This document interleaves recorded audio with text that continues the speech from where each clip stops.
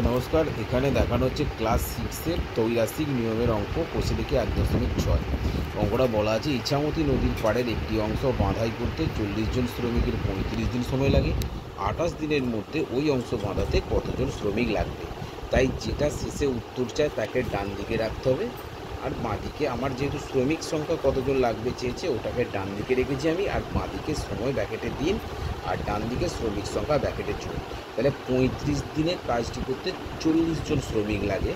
তাহলে 28 দিনে যদি কাজটি আমাকে কমপ্লিট করতে হয় তাহলে কতজন শ্রমিক লাগবে?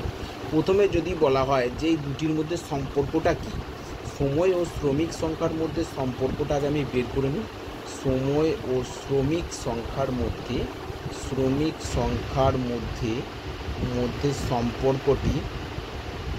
সম্পর্কটি কী হচ্ছে দেখুন।